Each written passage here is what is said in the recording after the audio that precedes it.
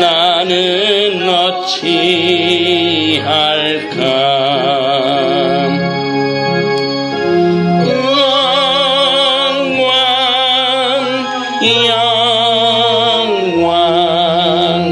기쁨이 넘치네.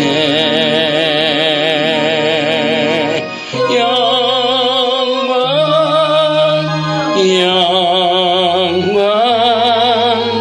멸류관 드리리.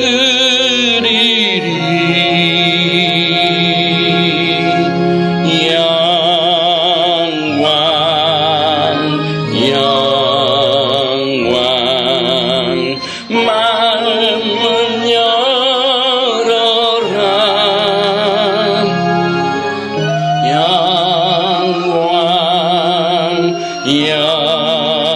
영광 주님 걸어오시리.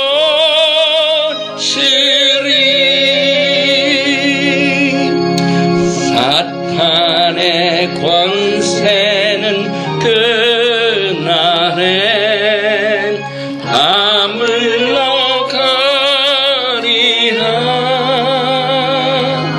슬픔과 단식도 이 땅에 다시는 없으리.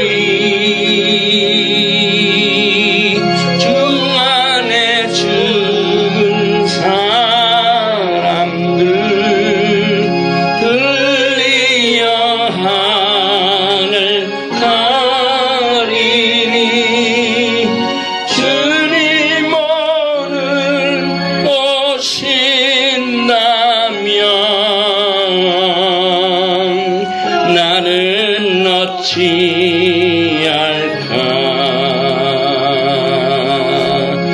영광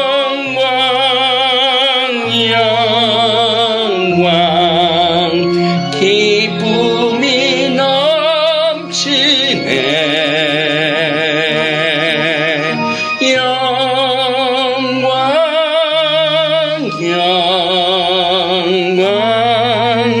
멸류관 드리리.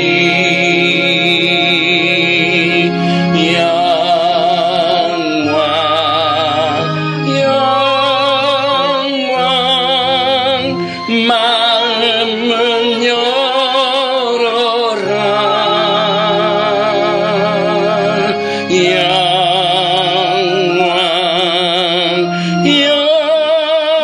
영광 주님 걸어오시리. 할렐루야. 주님은 신실한 양들을 찾아오시리라.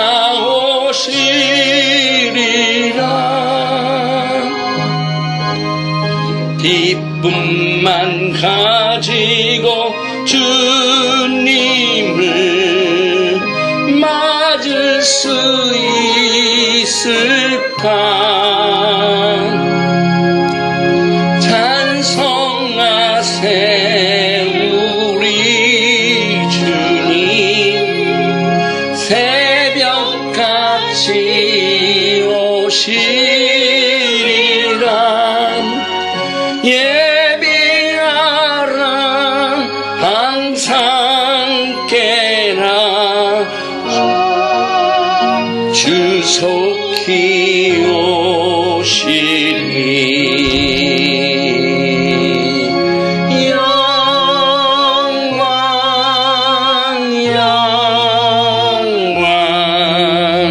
기쁨이 넘치네.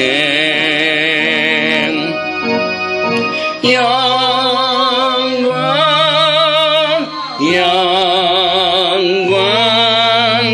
멸류관 드리리.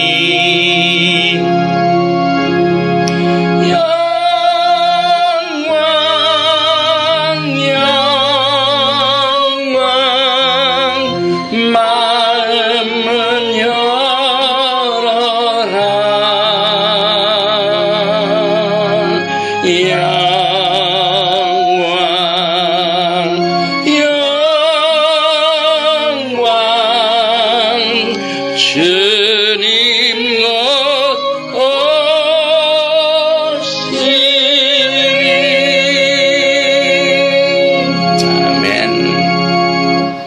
마라나타, 우리 예수께서는 속히 오십니다. 네.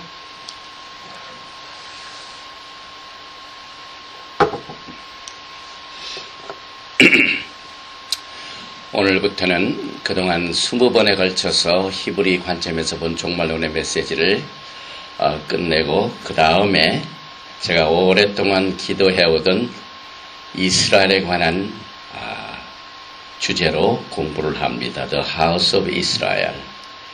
특별히 오늘은 제일 첫 번째 강의로 이스라엘의 흩어진 자, The Exiles of Israel.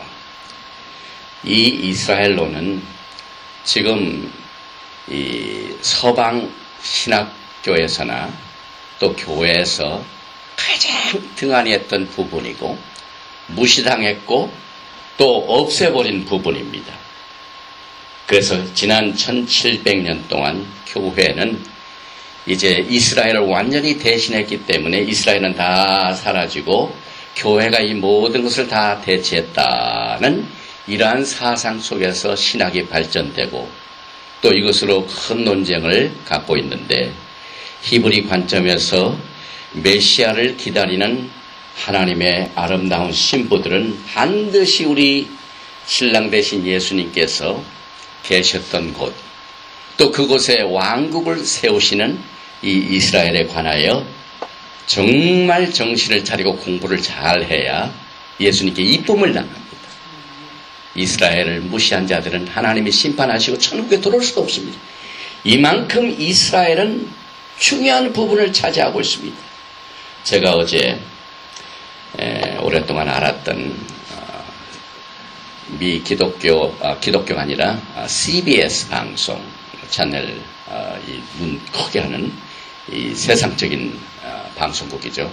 거기에 이스라엘 예루살렘 특파원으로 있던 데이비드 돌란이라는 사람을 만나서 좋은 시간을 가졌습니다. 이분은 그동안 CBS 특파원으로 예루살렘에서 중동에 관한 내용들을 이 저널리스트로 보도를 하다가 너무 성경적인 관점에서 이 보도를 하니까 이 방송국에서 그를 화해했습니다. 이만큼 이 세상은 무식합니다.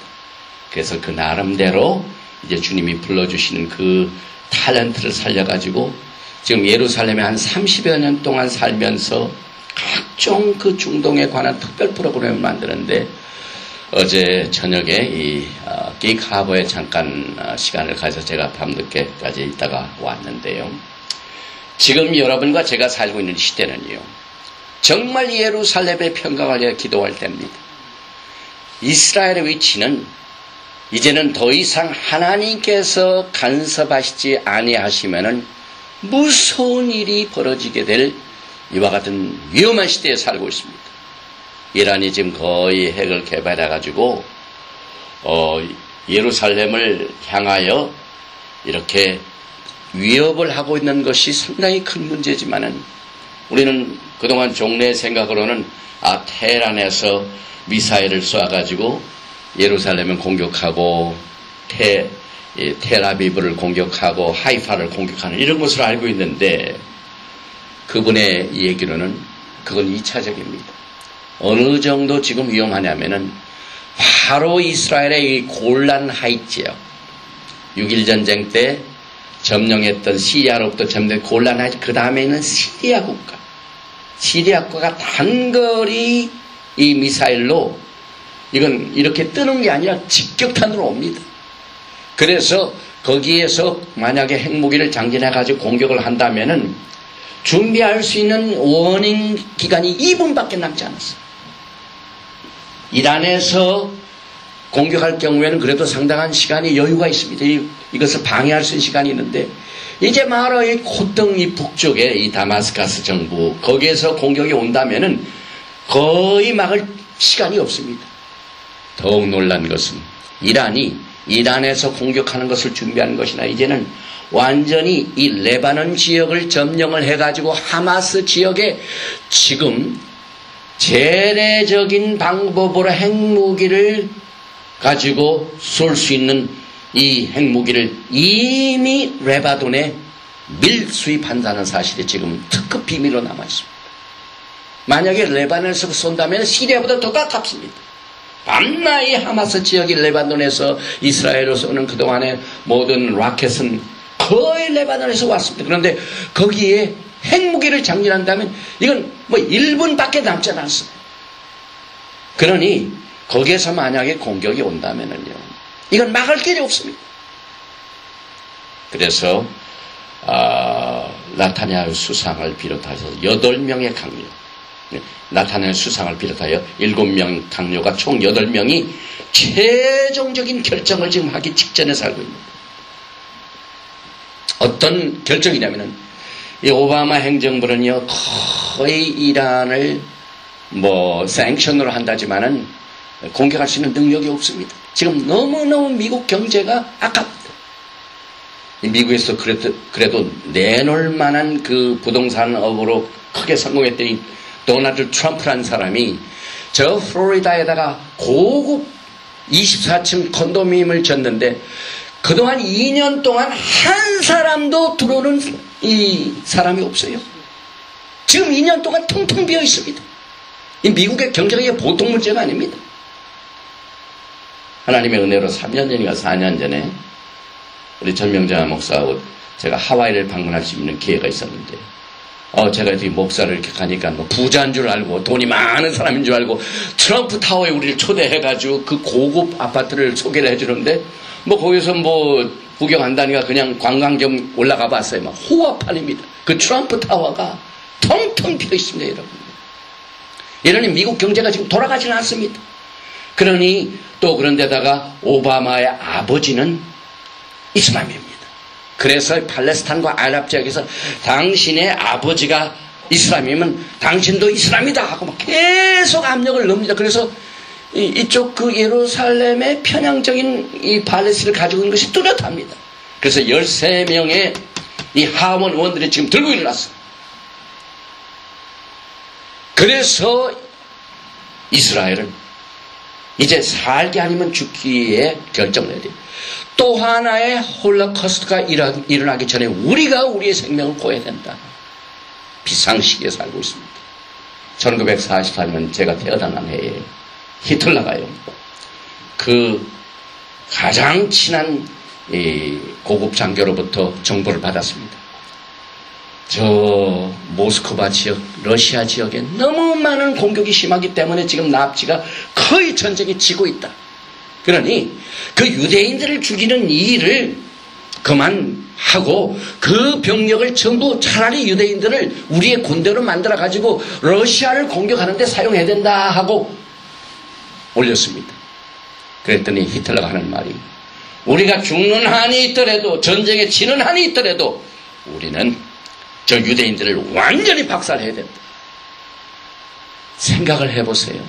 지금 나치 독일이 전쟁에 지고 있는데 지는 한이 있더라도 600만의 유대인들을 죽여야 한다는 것은 사탄이 하는 짓입니다. 사탄이 하는 짓입니다. 일본도 그랬지 않습니까? 가미까지. 사탄의 일입니다. 이 무서운 사탄의 일들이 지금 전 세계에 이스라엘 향하여 지금 하고 있습니다. 그래서요, 금년 안에 전쟁이 안 일어나면 다행입니다. 이번에 전쟁이 일어나면 핵전쟁입니다, 여러분. 이만큼 교회는 이스라엘에 대하여 눈을 뜨고 있어야 돼요.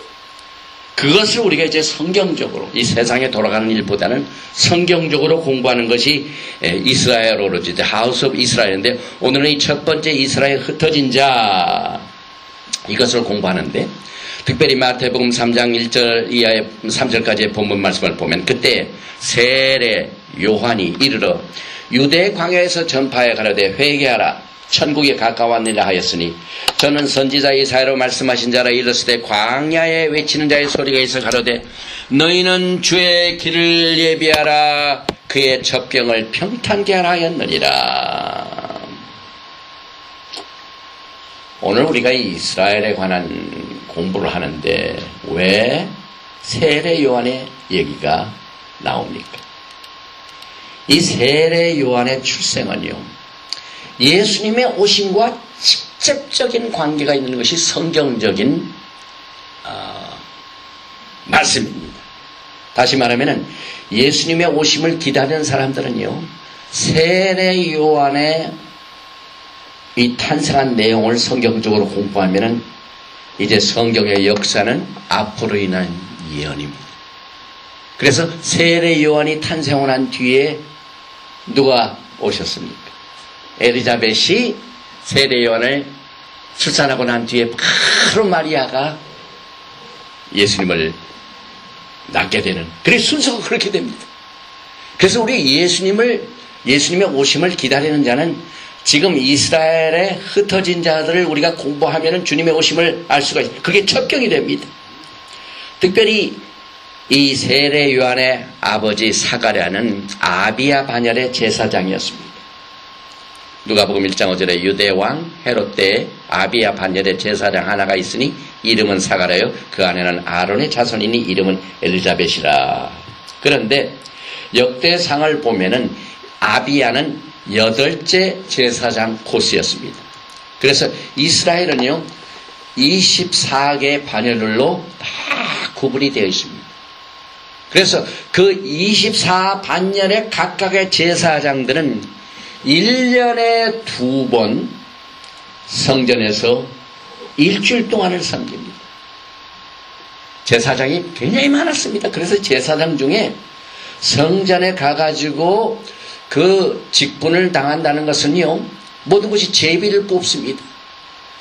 그래서 자기 일생 동안 제사장 직무를 하면서 성소에 분향대에서 분향기도를 하는 이 차례가 오는 것이 일생에 한 번 올까 말까.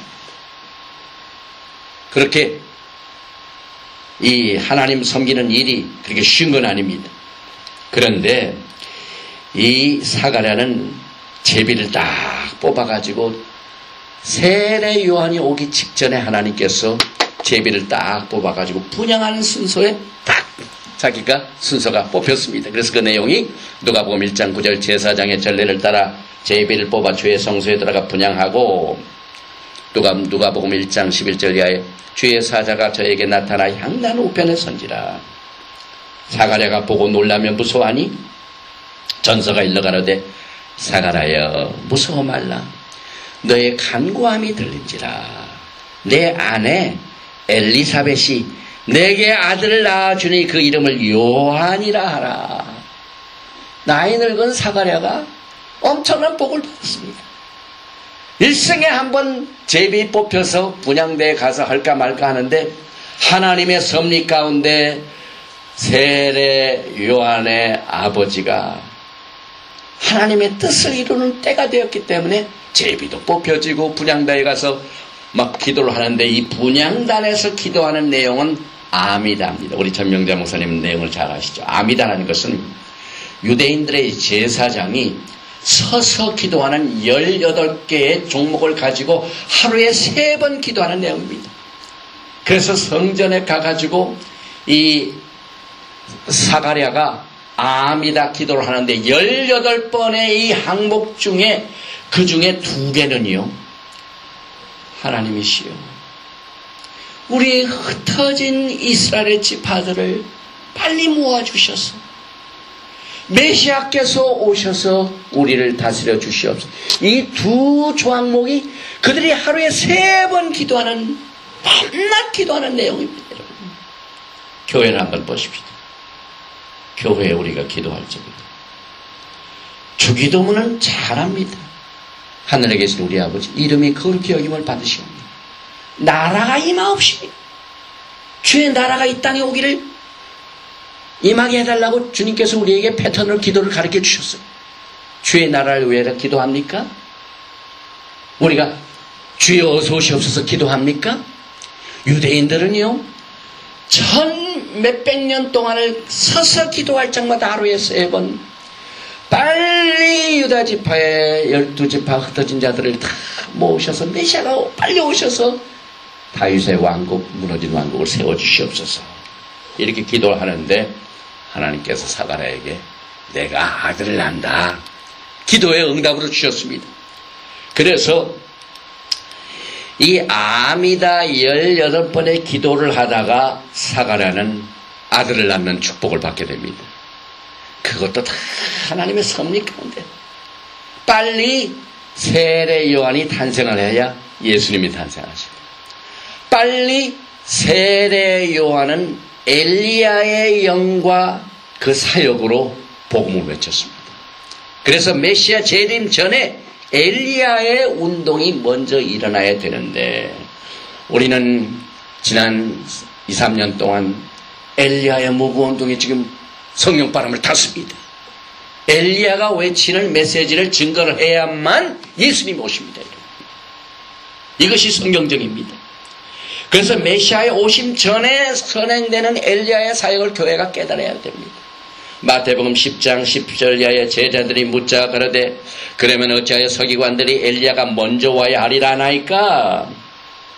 예수님이 대답하십니다. 예수께서 대답하여 가라사대 엘리야가 과연 먼저 와서 모든 일을 회복하리라. 내가 너에게 말하니 엘리야가 이미 왔을 때 사람들이 알지 못하고 임의로 대화했도다. 인자도 이와 같이 그들에게 고난을 받으리라 하시니 그제야 제자들이 예수의 하신 말씀 하신 것이 세례 요한인 줄을 깨달으니라.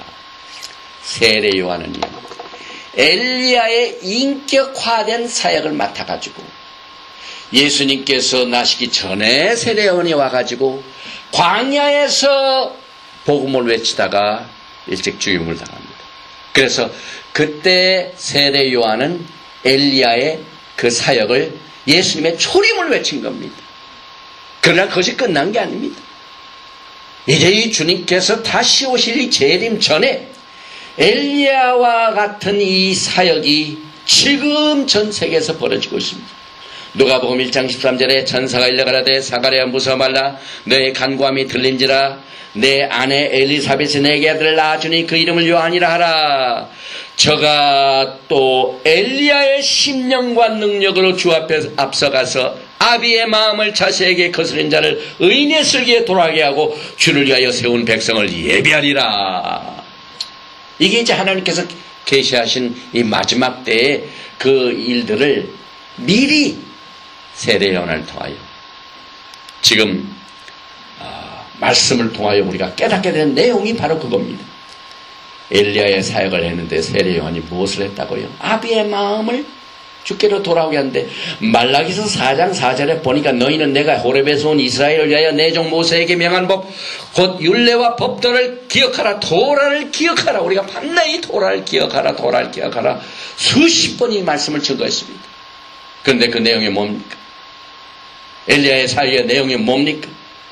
말라기 4장 5절에 보니 보라 여호와의 크고 두려운 날이 이르기 전에, 지금 우리는 크고 두려운 날이 이르기 직전에 지금 살고 있습니다. 여러분, 캄캄한 날입니다. 지금 내가 선지 엘리야를 너에게 보내리니, 이제 주님께서 오시기 직전에 엘리야 운동을 통하여 우리의 마음을 아비에게로 돌아오는 이것을 회개하라, 천국이 가까우냐 메시지를 하는데, 그것을 통하여 우리가 주께로 가까이 가는 그 말씀의 내용이 토라입니다.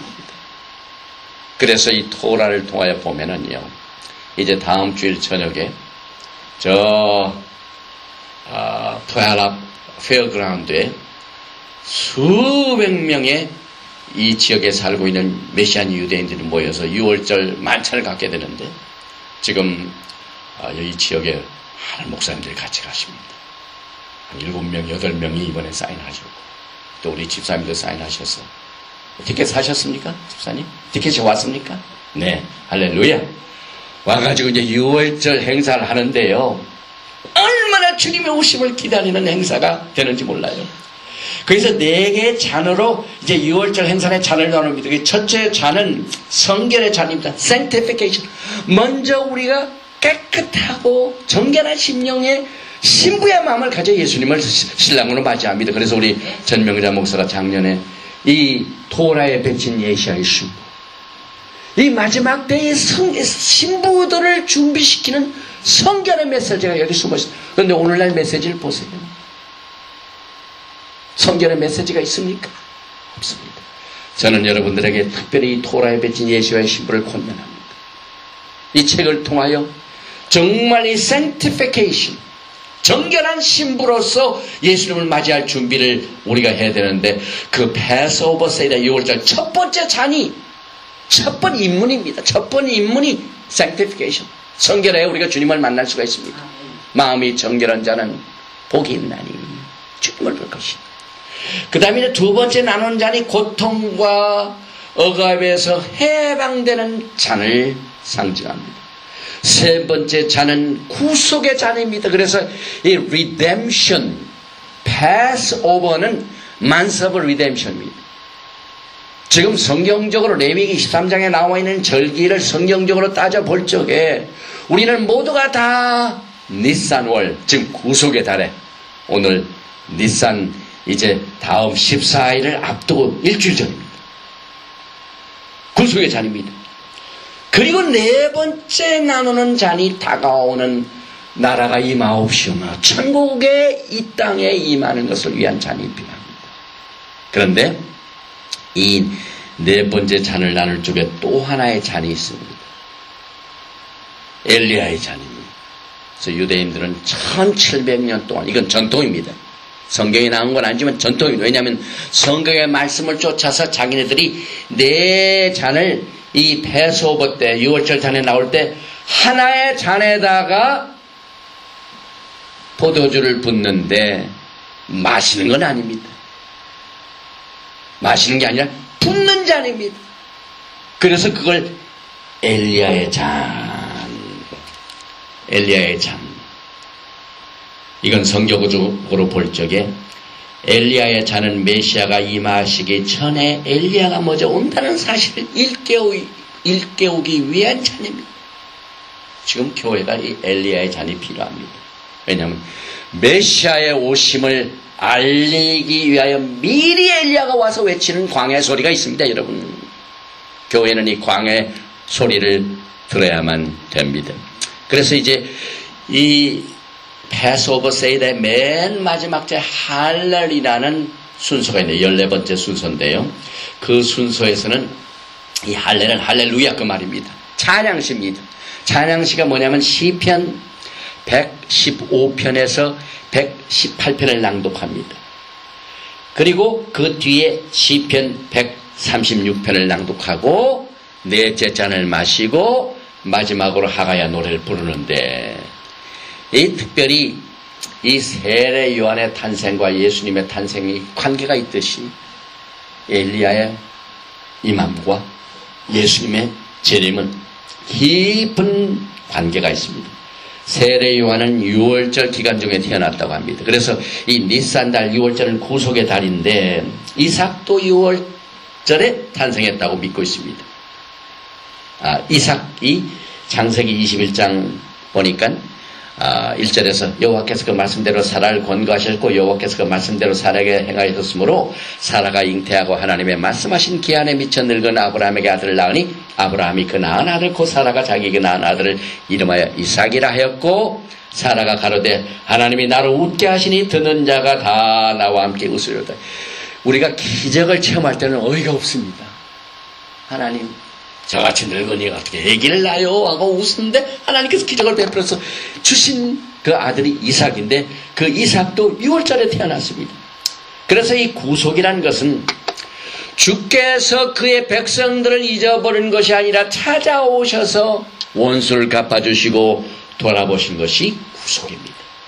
창세기 50장 24절에 요셉이 그 형제에게 이르되 나는 죽으니 하나님이 너희를 권고하시고 너희를 이 땅에서 인도해내서 아브라함과 이삭과 야곱에게 맹세하신 땅에 이르게 하시라. 여기 권고하신다는 말, visitation. 하나님께서 우리를 잊어버린 것이 아니라 우리를 위하여 오신다 이 말입니다. 출애굽기 2장 3장 16절에 너는 가서 이스라엘 장로들을 모으고 그들에게 이르기를 여호와 너의 조상의 하나님 곧 아브라함과 이삭과 야곱의 하나님이 내게 나타나 이르시되 내가 실로 너희를 권고하여 너희가 애굽 땅에서 당한 일을 보았노라. 하나님은 우리를 잊지 아니하시고 반드시 우리를 찾아주십니다. 다시 오십니다.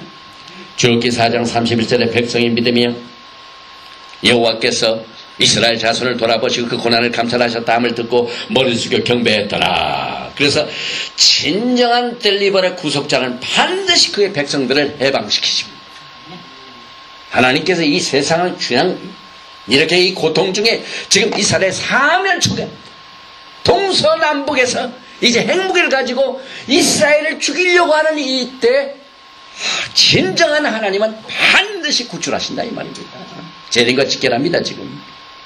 그래서 미래의 권고는 과거와 연결이 됩니다. 그래서 과거에 이스라엘 백성들의 고통 소리를 외면 안 하시고 아브라함과 맺은 언약을 기억하셔서 그들을 구속하신 것처럼 주님은 반드시 우리를 찾아와 오셔서 우리를 해방시키십니다. 그래서 내가 기억하고 권고한다는 말은 이 마지막 때 주님께서 오셔서 왕국을 세우셔서 그들에게 기쁨을 주신 것과 똑같은 말입니다.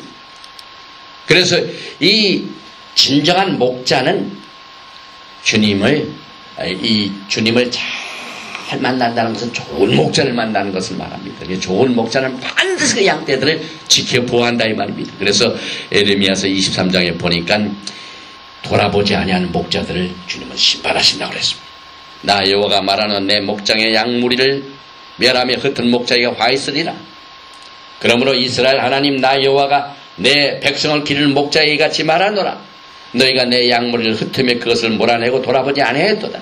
보라 내가 너희의 악행을 인하여 너희에게 보응하리라. 여호와의 말이니라. 선한 목자 되신 예수님은요 양떼들이 흩어진 것을 그냥 안 두신다 이 말입니다. 지금 전 세계에 하나님의 백성들이 흩어져 있고 지금 경제적으로 군사적으로 또 지질학적으로 이번에 큰 것이 미국에서 큰 지진이 온다는 제가 소식을 들었어요. 지난번에 IT에 대진이 있을 적에 그 결과 IT 대통령이 무릎을 꿇고 3일 동안 회개하는 기도를 했습니다. 그래서 지금 IT에 하루에 3,000명이 예수를 믿는 역사들이 지금 벌어지고 있어요. 제가 어제 비디오를 봤어요. IT 대통령도 막 무릎을 꿇고 장관들이 와서 무릎을 꿇고 회개하고 기도하니까 하루에 3,000명이 지금 예수 믿는 사람들이 IT에서 지금 벌어지고 있고요. 그 3,000명 중에 101명인가는 전부 이 부두 프리스트. 전부 이게 뭡니까? 한국말로 말하면은 이 부닥거리하는 제사장들. 무당 대가리들 100명이 지금 이번에 몰려왔어요. 하나님의 심판하신 것을 두려워해가지고 지금 그런 일이 지금 벌어지고 있습니다. 그래서 예수님께서는 이스라엘이 예수님이 권고하신 날을 몰랐기 때문에 주님이 얼마나 슬피 울며 예루살렘아 예루살렘아 내가 너희를 정말 암탉이 새끼를 뭔가 차려고 했지만 내가 거절하였도다. 그러면서 주님께서 우셨죠. 누가복음 19장 41절 다시 기억합니다. 가까이 오사 성을 보시고 우시며 가라사대 너는 오늘날 평화에 관한 일을 알았다면 좋을 뻔하였거니와 지금 내 눈에 숨기었도다. 날이 이를지라 내 원수들이 토성을 쌓고 너를 둘러 사면으로 가두고 또 너와 및 그 가운데 있는 내 자식들을 땅에 메어치며 돌 하나도 돌에 남기지 아니하리니 이는 권고받는 나를 내가 알지 못함을 인함이니라. 주님이 방문하셨건만 그걸 알지 못하면 지금 이 주님께서 곧 오시지만은 교회가 지금 아직 깨어있지 않습니다. 그래서 우리가 이스라엘을 공부해야 돼요. 이스라엘에 겪었던 것이 전부 미래의 예언입니다, 여러분. 그래서 교회는요, 그동안 무시하고 또 관심을 안 가졌던 이스라엘을 다시 돌아봐야만 됩니다. 예수님께서는 2월절에 돌아가셨기 때문에 제가 유대인 달력을 보니까 분명히 3월 28일 날 예수와께서 그의 제자들과 6월절 만찬을 나누셨습니다. 그 다음에 3월 29일 날 Passover Lamb Slaughter 십자가에 돌아가셨습니다. 그래서 3월 30일 날 우리 주님께서 부활하셨습니다. 그런데 이 6월절, 무교절, 초실절, 이 레위기 23장에 따른 이 절기를 교회는 안 지킵니다. 4월 4일 날 부활절입니다. 그러니 우리 주님께서요 성경에 영원토록 주님이 맺으신 그 언약은 영원한 겁니다. 이 절기를 천년왕국 때도 지켜요. 초막절, 월삭도 그렇고 안식일도 그렇고 전부 다르게 지켜집니다. 그래서 주님께서 이것을 바로잡기 위해서 토라를 다시 가르치십니다. 성경적으로 볼 적에 누가복음 22장 15절에 이 시대 내가 고난을 받기 전에 너희와 함께 이 유월절 먹기를 원하고 원하였노라. 그 하신 날이 다음 28일입니다. 그래서 고린도전서 5장 7절에 너희는 누룩 없는 자인데 새 덩어리가 되게 하여 묵은 누룩을 내어버리라. 우리의 유월절 양 곧 그리스도께서 희생이 되셨느니라. 이것을 우리가 이제 그동안 배경을 봤는데요. 세례 요한이 와서 외친 메시지가 뭡니까? 세례 요한의 메시지는요. 마태복음 3장 오늘 본문 말씀입니다. 그때에 세례 요한이 이르러 유대 광야에서 전파해 가라되 회개하라 천국이 가까웠느니라 하였느니라. 저는 이 선지자 이사야로 말씀하신 자라. 일렀을 때 광야에 외치는 자의 소리가 있어 가라되 너희는 주의 길을 예비하라. 그의 첩경을 평탄케 하라 하였느니라. 여러분과 저에게는 지금 이 메시지가 증거돼야 되고 이 메시지를 받고 회개할 때입니다. 왜냐하면 천국이 지금 가까우기 너무너무 가까웠습니다. 천국이 가까웠습니다.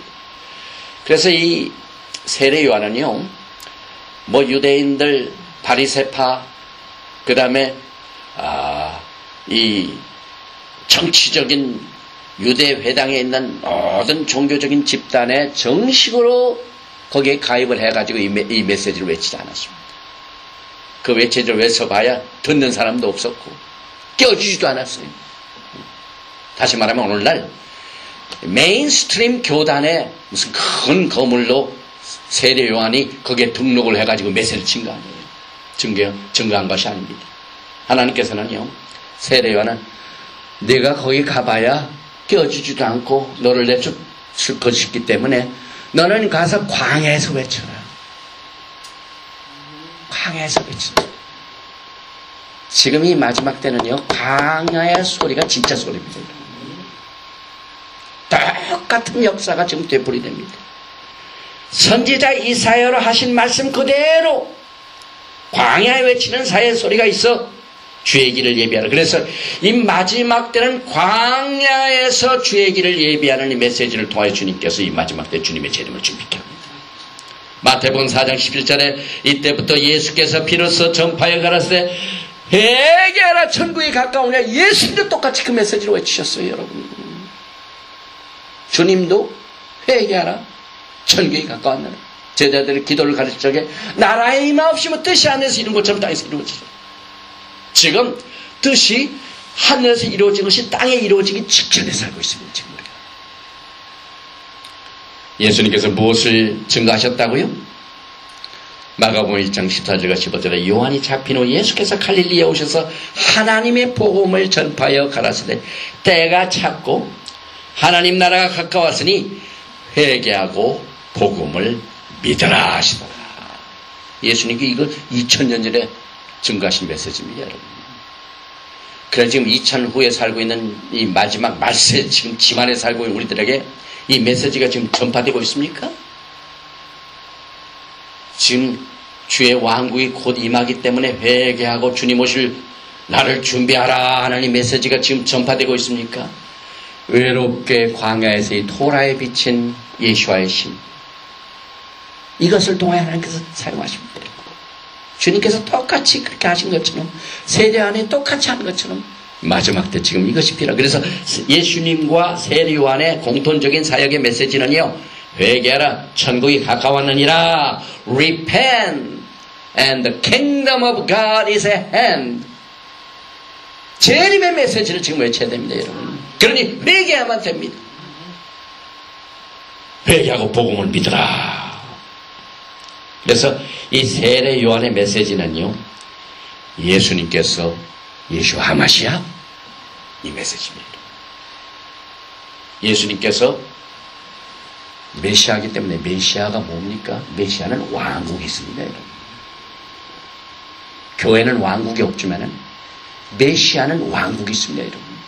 왕국이 있기 위해서는 뭐가 됩니까? 첫째는 국민이 있어야 돼요.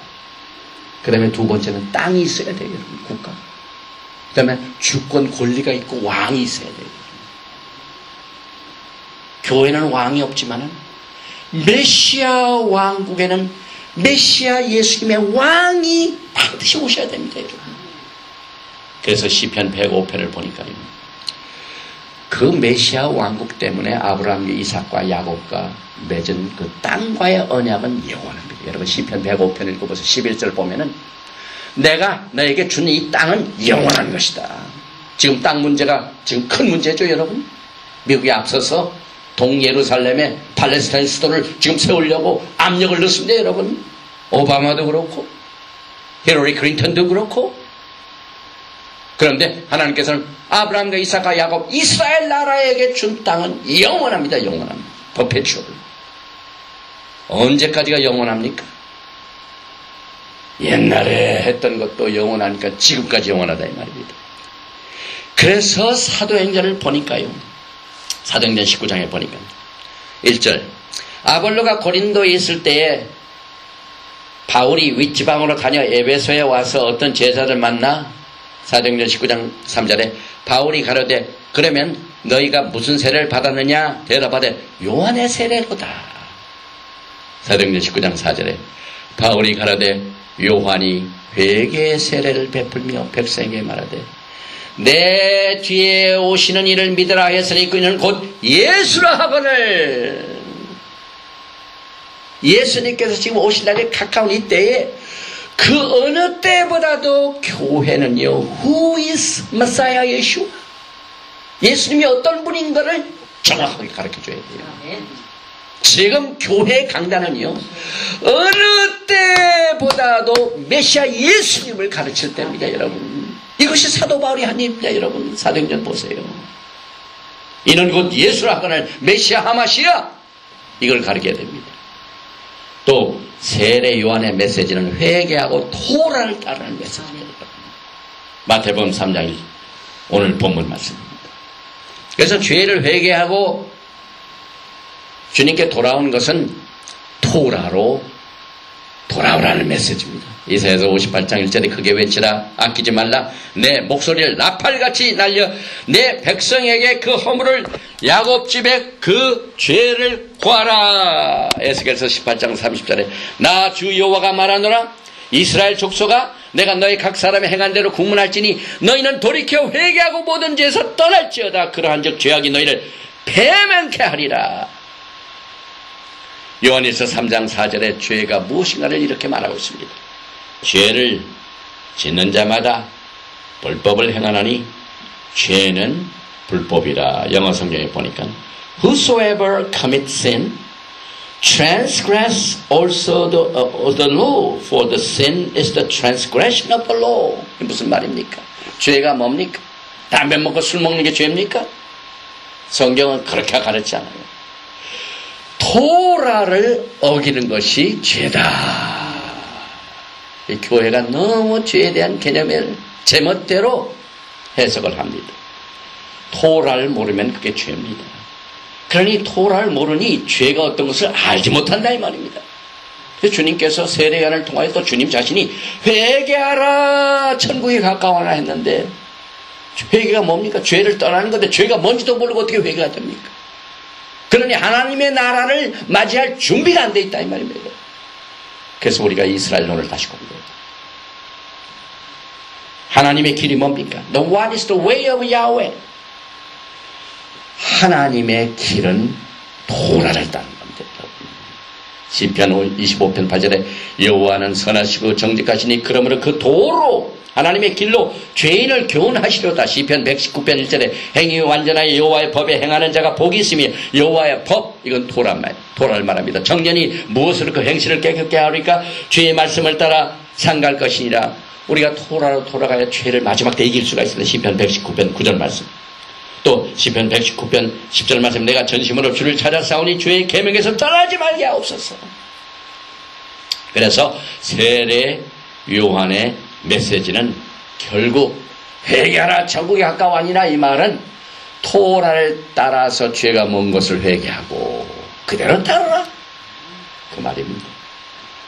마찬가지로 주님의 길도 토라를 닦는 겁니다. 시편 119편 35절에 나로 주의 계명의 첩경으로 행케 하소서 내가 이를 즐거워함이니이다. 시편 119편 105절에 주의 말씀은 내 발의 등이요 내 길의 빛이니이다. 잠언서 6장 23절에 대저 명령은 등불이요 법은 빛이요 훈계 책망은 곧 생명의 길이라.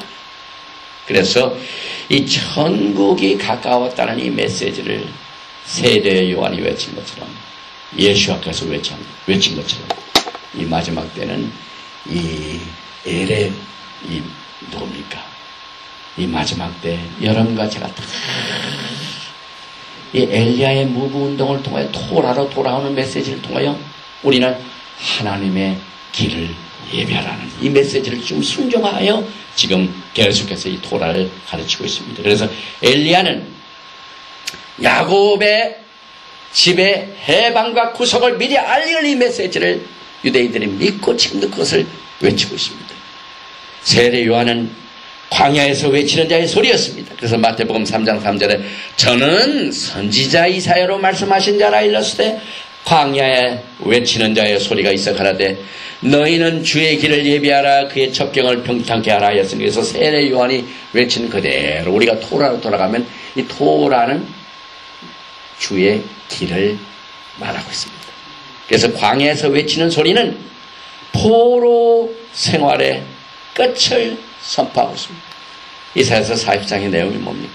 지금 흩어져 있는 모든 하나님의 백성들을 전부 회개시키고 다시 주께로 돌아오고 포로 생활 끝을 선포하는 것인데 그것이 바로 위로의 말씀입니다. 이사야서 40장 1절에 너희 하나님이 가라사대 너희는 위로하라 내 백성을 위로하라. 40장 3절에 외치는 자의 소리가 가라사대 너희는 광야에서 여호와의 길을 예비하라. 사막에서 우리 하나님의 대로를 평탄케 하라. 똑같은 말이죠. 세례 요한의 메시지와 엘리야의 메시지.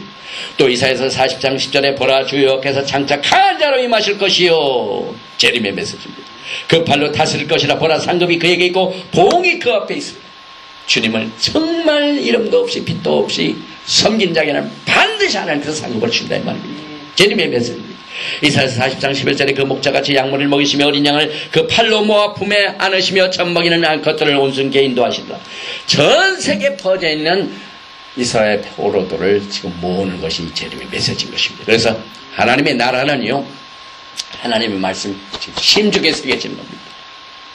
마태복음 6장 9절과 10절에 그러므로 너희는 이렇게 기도하라. 하늘에 계신 우리 아버지의 이름이 거룩히 여김을 받으시오며 나라의 마옵시며 뜻이 하늘에서 이룬 것이 땅에서 이루어지리라. 시편 40편 8절에 나의 하나님이여 내가 주의 뜻 행하기를 즐겨오니 주의 법이 나의 심중에 있나 하였나이다.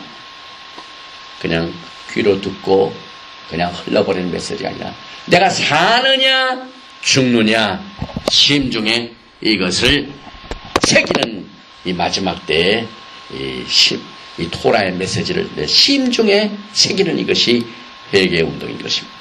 그래서 하나님의 나라는 흩어져 있는 자를 모으는 겁니다. 사도행전 1장 3절에 해 받으신 후에 또한 저에게 말씀한 확실한 많은 증거로 친히 사심을 나타내사 40일 동안 저에게 보이시며 하나님 나라의 일을 말씀하시니라. 하나님 나라의 일을 말씀하신 예수님이 이 마지막 때에 여러분과 저도 똑같이 증거하고 있습니다. 하나님 나라의 일을 우리가 증거해야 됩니다. 사도행전 1장 6절에 저희에 모였을 때 예수께 묻자 가로되 주께서 이스라엘 나라를 회복하심이 이때니까 이스라엘의 그 제자들이 언제 이스라엘 회복합니까? 이것이 아주 프라이어리티였습니다. 우리가 그것을 공부하면은 주여 주님의 나라가 언제 세워집니까? 똑같은 말입니다, 여러분. 이스라엘을 모르면은요, 하나님 나라에 대한 개념이 없습니다, 여러분. 교회는 하나님 나라에 대한 개념이 거의 가르치지 않고 외치지 않았기 때문에 백성들이 하나님 나라가 뭔걸 모릅니다. 그러나 우리가 이스라엘 공부하면은 이스라엘의 나라를 회복하심이 이때니까 하는 그 제자들의 그 개념을 우리가 공부하면은 하나님 나라의 개념을 깨닫게 됩니다. 그래서 예수님께서 때가 찼고 하나님 나라가 가까웠으니 회개하고 복음을 믿으라 하는 이것을 우리는 이스라엘을 통하여 공부를 통해서 우리가 깨닫게 됩니다. 그래서 자신의 죄를 회개하고 예수를 메시아로 받아들이고 돌아가 마음속에 새겨지고 이스라엘의 포로들이 다시 모아지는 이 자체가 천국이 지금 준비되는 겁니다. 그래서 제가 지금 어제 만났던 그 데이비드 올라네고 하면은 예수님께서 선한 목자로 오셔서 그 사면 초계에 있는 이 이스라엘 양떼들을 보호하시지 않으면 살아남지 않는 지금 시대에 살고 있습니다. 그건 뭘 의미하냐면 메시아가 그만큼 속히 오셔야 된다 이 말입니다. 그래서 우리 주님께서 사역을 하실 적에 갈릴리 지역에서 하신 이유가 갈릴리에서 이스라엘 백성들이 흩어지기 시작했기 때문에 그렇습니다. BC 720년에 북왕국이 갈릴리 지역에서부터 포로로 잡혀갑니다. 그러니 우리 주님께서 이 흩어진 이 포로들을 다시 모아야만 왕국이 건설이 됩니다, 여러분. 그래서 주님께서 갈릴리 지역에서 사역을 시작하셨습니다. 메시아께서 갈릴리 지방에 반드시 나타나시게 될 것이다 하는 것이 유대인들의 신념입니다. 또 흑암에 행하던 북왕국이 큰 빛을 보게 될 것이라는 이사야서 9장 1절 말씀 여러분 잘 아시죠? 전에 고통하는 자에게는 흑암이 없으리로다. 옛적에는 여호와께서 스불론 땅과 납달리 땅으로 멸시를 당케 하셨더니 후에는 해변길과 요단 저편 이방에 갈릴리를 영원하게 하십니다. 이게 주님이 오시는 날입니다. 갈릴리 지역에서 사역하시는 주님이 해받으시고 부활 승천하신 뒤에 다시 이제 나타나셔서 갈릴리 지방에 빛을 보게 됩니다. 그래서 여기서 큰 빛은 예수님을 말합니다. 예수와의 사역은 열 지파를 모시는 게 그의 데스크입니다, 여러분. 우리가 이스라엘을 공부하면은 주님의 메시아의 데스크가 뭔가를 압니다. 마태복음 4장 14절에 이는 선지자 이사야로 하신 말씀을 이루려 하심이라 하였을 때 스불론 땅과 납달리 땅과 요단강 저편 해변길과 이방의 갈릴리여 흑암에 앉은 백성이 큰 빛을 보았고 사망의 땅과 그늘에 앉은 자들에게 빛이 어떠다 하셨느니라. 그래서 이 예수와 메시아의 사명은 흩어진 백성들을 모아서 왕국을 세울 수 있는 것이 사명입니다. 그래서 가버나움 지역에 선교센터를 만드신 이유 자체가 가버나움이라는 뜻이 위로의 동네인데 흩어진 자들이 모여야만 위로가 됩니다. 흩어진 자들을 모으는 날이 주의 나라가 서지는 날입니다. 그래서 예수와께서 전 세계에 어부들을 보내서 막 하나님의 백성들을 낳고 있습니다. 그래서 이스라엘에 흩어진 자들을 사람이라고 하는데요. 이 사람은 아담이라는 뜻입니다. 마태복음 4장 19절에 말씀하실 때 나를 따라오너라 내가 너희로 사람을 낳는 어부가 되게 하리라 하신 그 내용이 바로 이 같은 이유 때문에 그랬습니다. 그래서 예수께서 사역하시면서 증거하셨던 메시지 자체가 하나님 나라 왕국을 건설하는 겁니다. 때가 찼고 하나님 나라가 가까웠으니 회개하고 복음을 믿으라. 예수님께서 복음을 증거하신 것처럼 지금 마지막 때 지금 때가 다 됐다. 메시아 왕국이 지금 눈앞에 보인다. 그러니 토라를 따르지 않던 것들을 회개하고 토라를 따라서 복음을 믿어라 하는 것이 우리의 메시지가 되는 것입니다. 그래서 우리는 모두가 다 이 마지막 때에 주님이 오셔서 그의 나라를 회복하시고 세우시기 직전에 살고 있는 것을 알고 있기 때문에 이것을 모르면 소경입니다. 예수를 모르는 이스라엘이 소경인 것처럼 하나님 나라를 못 보는 것이 지금 소경입니다. 그래서 우리 주님께서는 누가복음 4장 16절과 17절에 예수께서 그 자라나신 곳 나사렛에 이르시되 안식일에 자기 규례대로 회경에 들어가서 성경을 읽으려고 섰을 때 서심에 선지자 이사야의 글을 들이거늘 책을 펴서 이렇게 기록한 데를 찾으시니 곧 주의 성령이 내게 임하셨으니 이는 가난한 자에게 복음을 전하게 하시려고 내게 기름을 부으시고 나를 보내사 포로던 자에게 자유를 눈먼 자에게 다시 보게 함을 전파에 눌린 자를 자유케 하고 주의 은혜 해를 전파하게 하려 하심이라 하였더라. 그 메시지를 선포하신 이유가 이것이 이제 오늘날 선포되는 그 메시지뿐만 아니라 실현되는 시대에 우리가 지금 살고 있습니다. 여러분. 포로던 자에게 자유를 주는 이것이 메시아 왕국을 통하여 성취됩니다. 그래서 예수님께서는 이스라엘 흩어진 자를 지금 모으신 것이 눈앞에 현실적으로 나타나고 있습니다.